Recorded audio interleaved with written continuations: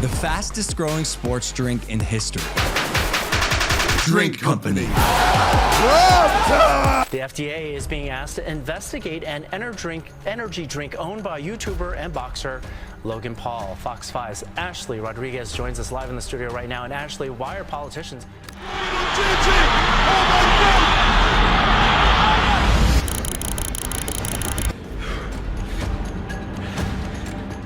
Most people think Logan Paul won because he launched an energy drink.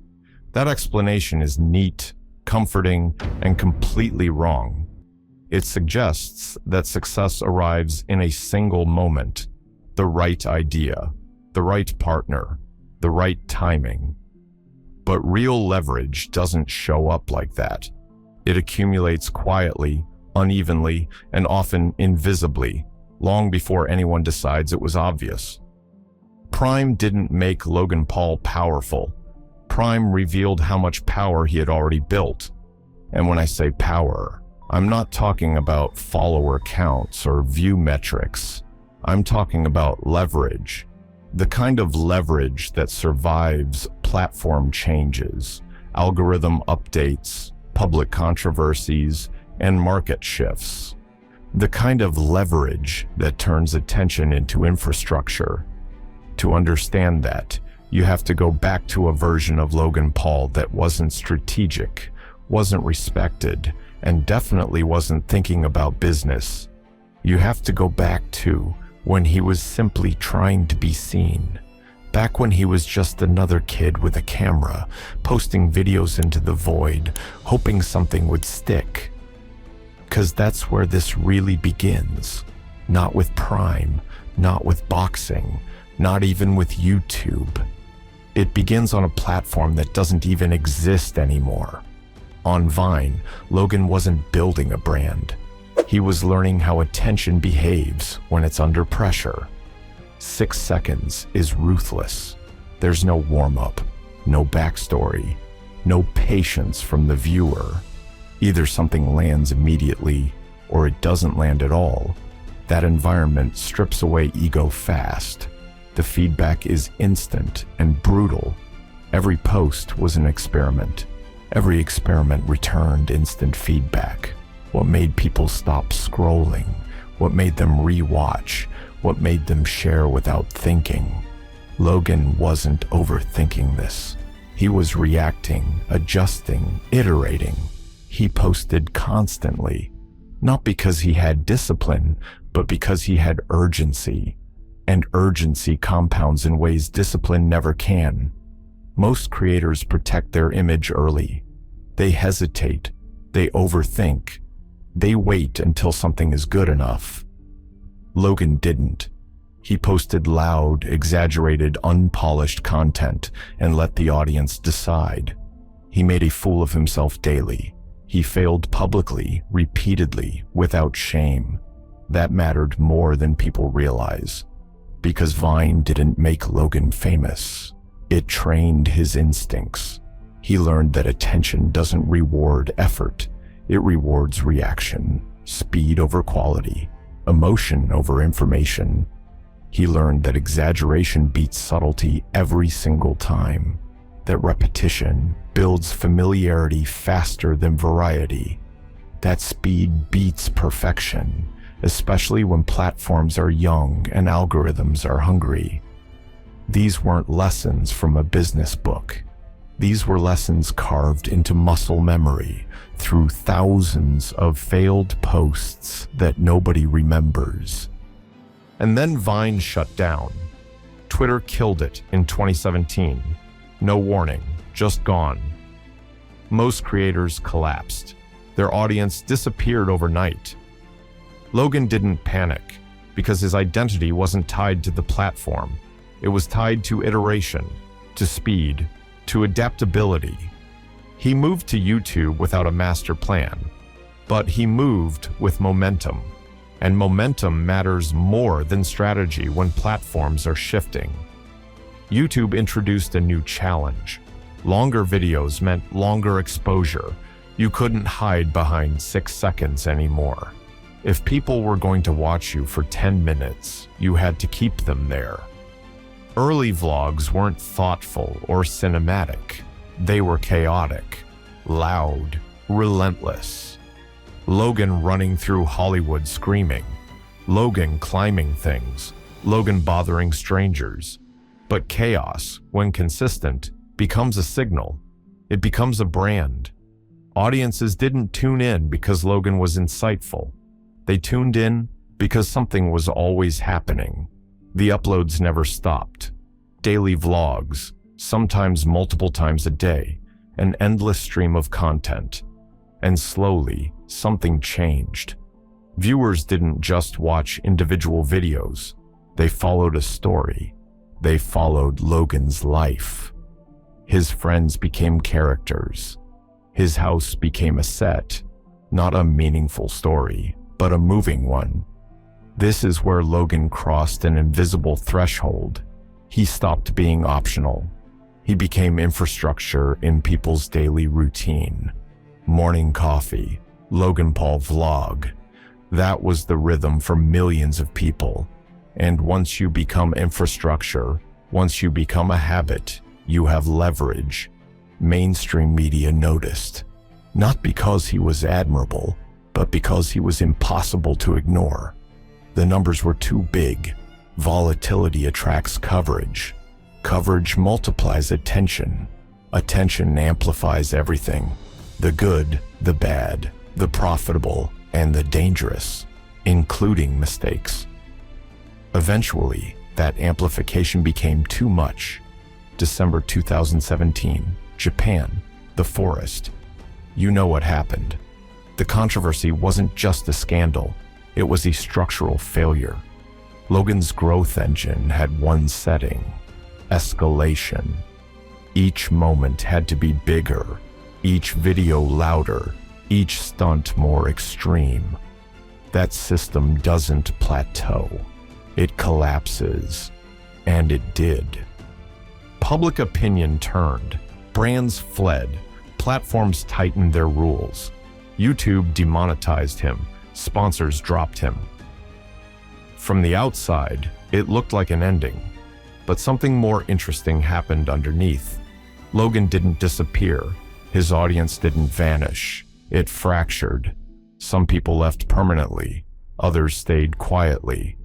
New viewers arrived later with no emotional memory of what had happened. This is uncomfortable, but it's true. Attention doesn't disappear. It reorganizes. And if you understand that, you can rebuild, not by erasing what happened, but by changing the context around it. Instead of chasing forgiveness, Logan changed the system. He slowed everything down. Long-form podcasting wasn't a creative experiment. It was an architectural decision. Long-form content creates context. Context slows judgment. Slower judgment creates trust. When someone listens to you speak for an hour, you stop being a headline. You become familiar. Familiarity stabilizes attention. The podcast wasn't designed to go viral. It was designed to rebuild trust quietly over time. This changed everything. Logan no longer needed daily chaos to stay relevant.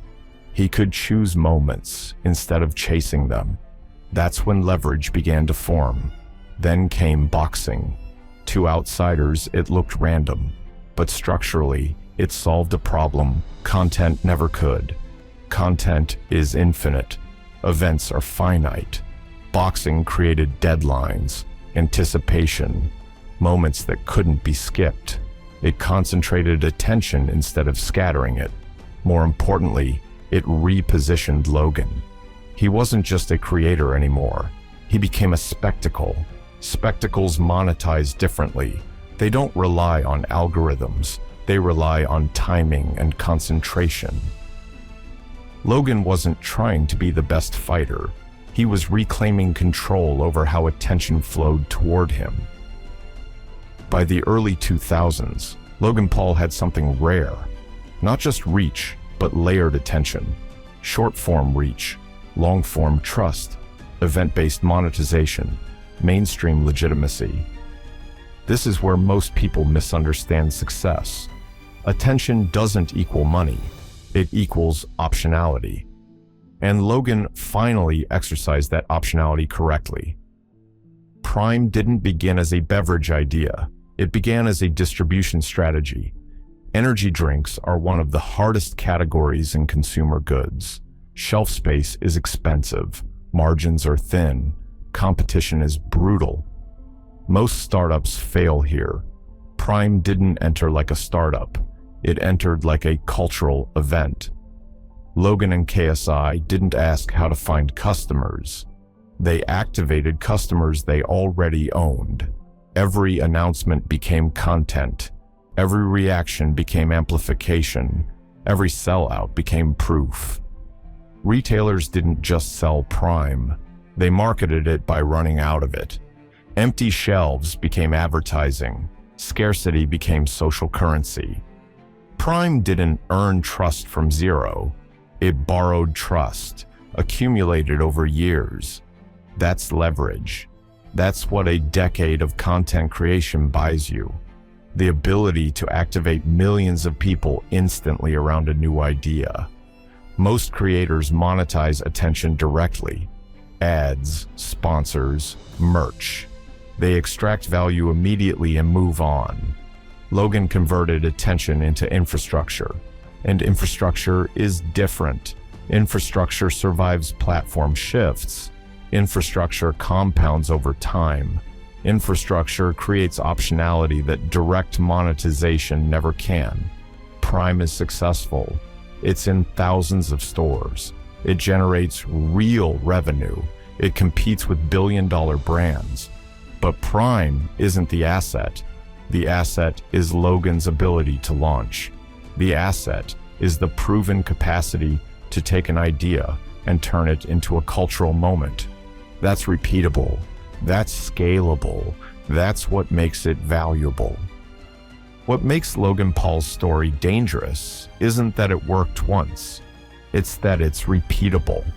Most creators get one window, one wave of relevance, one lucky break.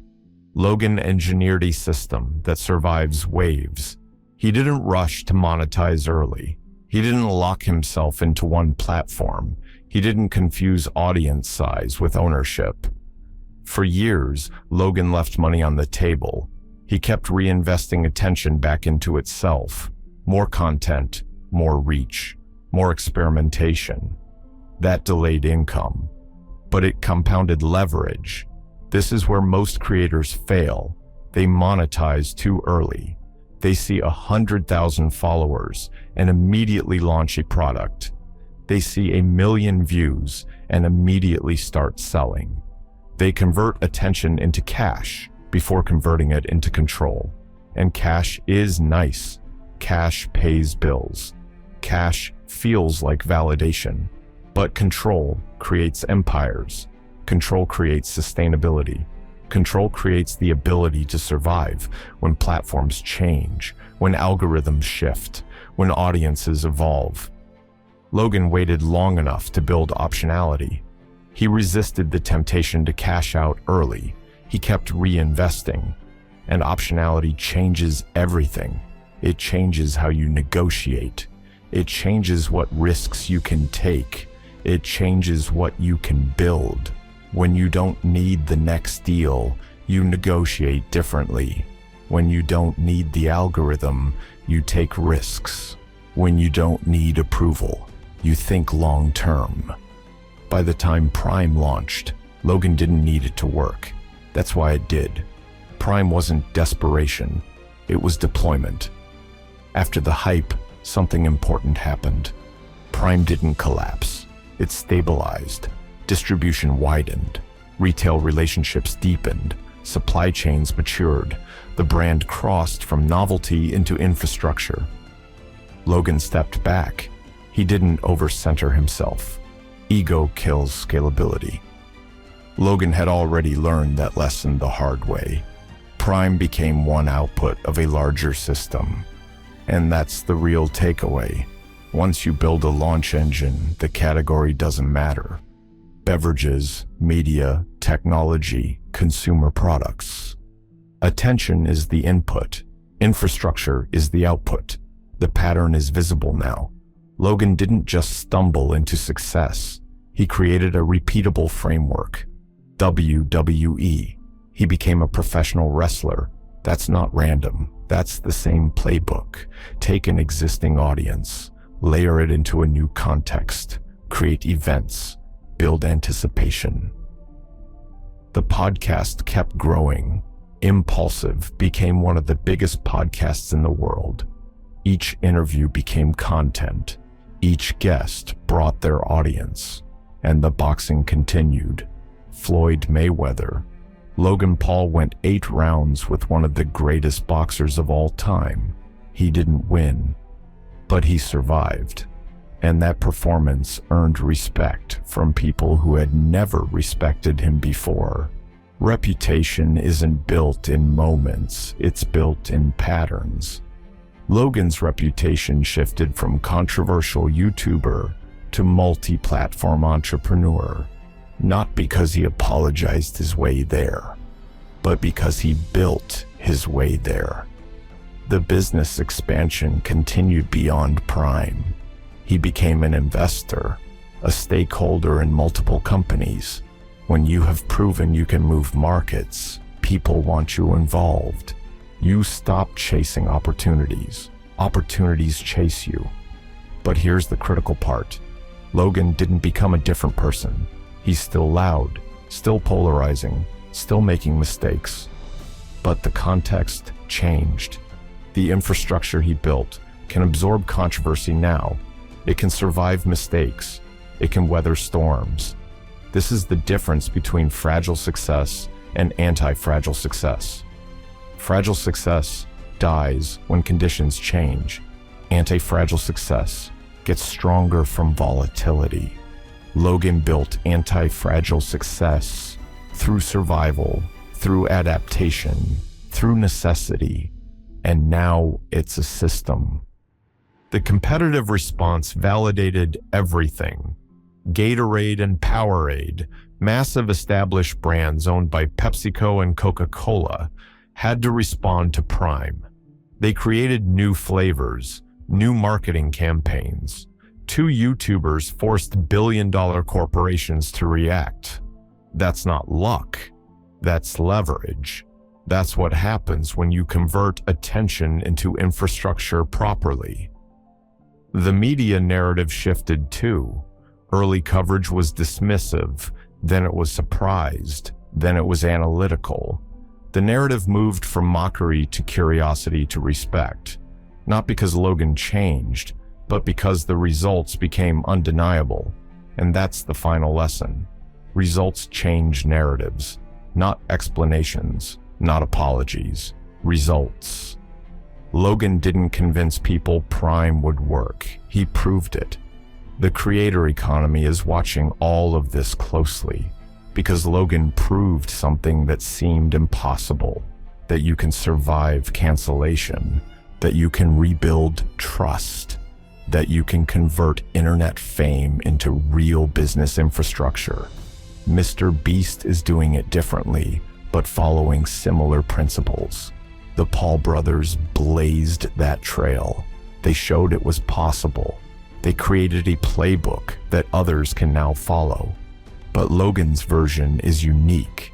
He did it through chaos, through controversy, through disaster and recovery. Mr. Beast did it through perfection and optimization.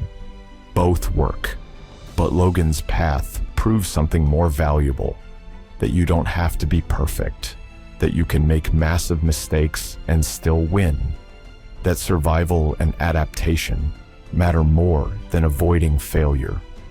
This has implications beyond just creator business.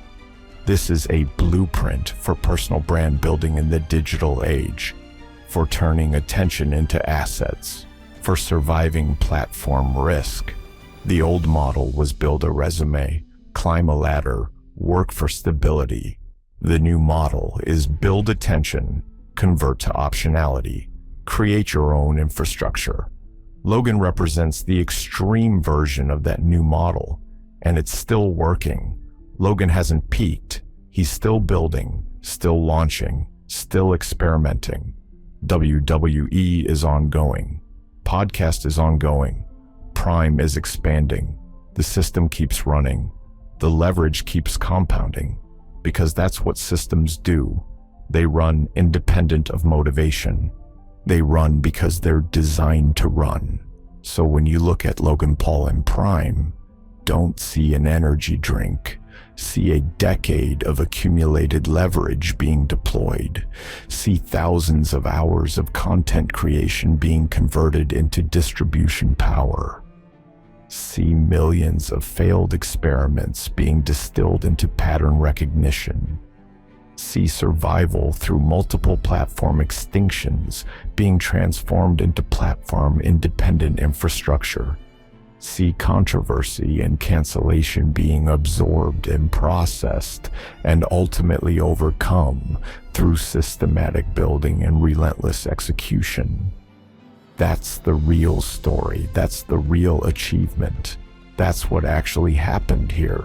This matters because we're seeing this pattern repeat across the creator economy, not just with Logan, but with hundreds of creators who are figuring out that attention is just the beginning, that the real game is converting that attention into infrastructure that outlives the content, into businesses that run independent of the algorithm, into assets that have value beyond view counts and engagement metrics. Logan is just the most extreme, most visible, most controversial version of this pattern. But the pattern itself is becoming the new normal for anyone who wants to build something that lasts.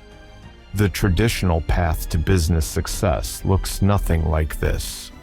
Business school teaches you to write business plans, to do market research, to secure funding, to build teams, to test markets carefully, to scale deliberately.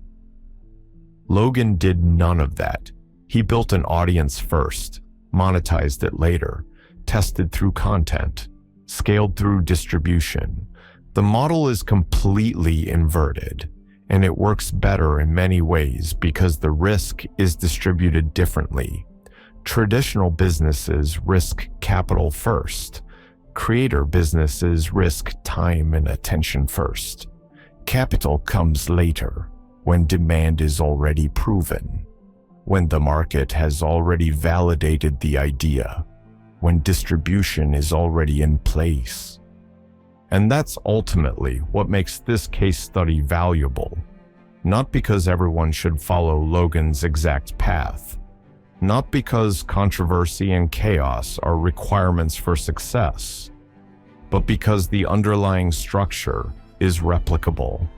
Build attention through volume and consistency.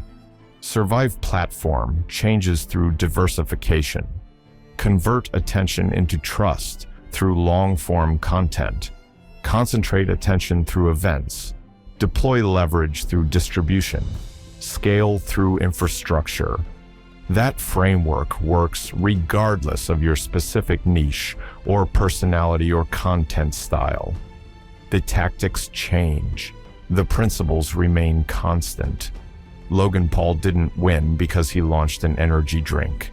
He won because he built a machine that could launch anything, and that machine is still running, still building, still compounding, still converting attention into leverage, leverage into infrastructure, infrastructure into empire. That's the real lesson. That's what happens when you understand that success isn't about one big win. It's about building a system that produces wins over and over, across categories, across platforms, across years. That's leverage. That's power. That's what Logan Paul actually built. This is attention to leverage. Subscribe for more real-life case studies.